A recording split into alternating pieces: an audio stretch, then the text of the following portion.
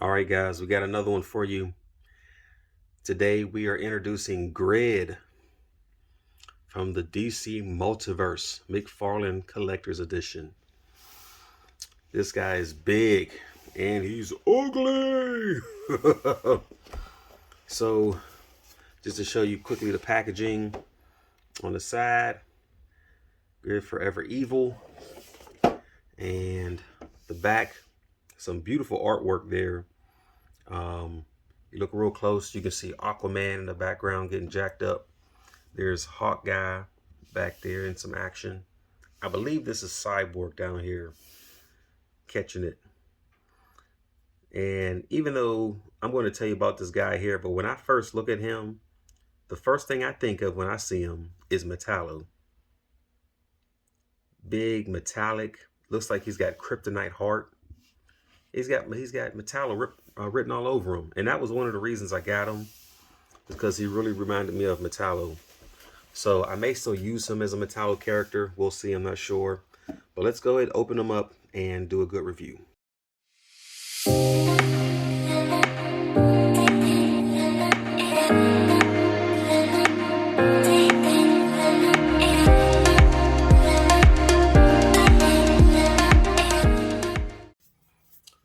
Okay, folks, so here's Grid in all his glory.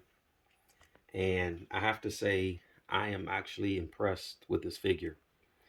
I've had a lot of figures, and I had some big guys, but I never had one of this magnitude. And when I say that, what I mean is, as far as his limbs, his proportions, the way he moves, he's a one of a kind. I was hesitant to get him, but I'm glad I did. So let me tell you, Grid was a program who worked for Cyborg.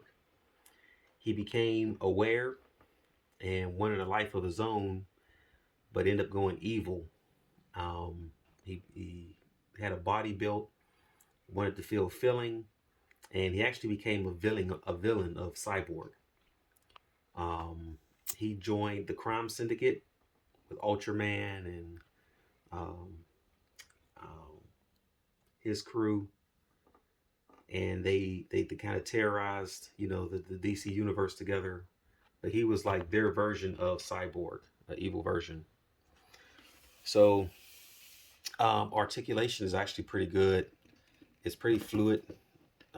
Arms open up pretty wide.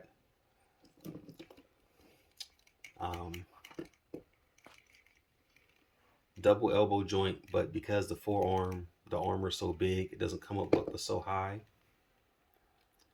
And on the hand, it has good articulation. The wrist bends and it turns. So you can get some good articulation there, get some good movement. The hands don't move, but they look pretty good. He can actually hold something pretty nice there. I was impressed with that. Of course, the McFarland legs split. He's got that wide split pretty good. The trunks are nice. They don't really get in the way. Knees bend good. Articulation in the ankles. It's kind of stiff, but that's fine because you don't want a wobbly figure. The shoulder pads, they actually articulate. They go down and they go up. They look pretty good in that position there, huh? See, so you can pose that however you want. On the head does not move back at all, I guess because this piece back here, see, it's kind of fixed. He can look down a little bit, but he can look right and left, pretty good. I like the green here. Again, it's got that nice metallo look to it. Here's his cannon. And I notice on his cannon, it's threaded right up in there. Let me put that in the camera so you can see that. See there, it's threaded. So if you really wanted to, you could untwist that cannon. I don't know what you would replace it with, but it looks like it can twist off if you really wanted it to. He's got a nice dark gray to him. The feet are real nice. And he's a good figure. The back looks good. There's a lot of detail, very textured. I thought they did a pretty good job. I was impressed with them. So let's get Cyborg and put him beside his nemesis so you can see a difference there in size. Now they also have a Build-A-Figure Cyborg from the Flashpoint movie. And you remember the Flashpoint, that Cyborg, he was big, he was tall. And he's pretty much the same size as Grid in that version. So that they would be eye to eye. But here, Cyborg got his hands full. It's like a schoolyard bully looking down on him. Look at that. That's kind of crazy. But yeah, there you can see that size comparison. You can see Cyborg's paint is a little bit lighter here on this one. But and this is a good Cyborg figure too. Very posable, very realistic looking. He's not a movie figure, but he looks like he could be. You know, I'm gonna bring my man Abomination in here, so you all can get another size comparison with another big figure. Of course, Abomination is just an absolute monster and beast. Everyone knows that. Look, Abomination is not only taller, but he's wider and bigger. You can probably pick him up with one of those big claw hands. But just so y'all can get an idea of Grid's dimensions there. Okay, move these guys to the side. Let's see.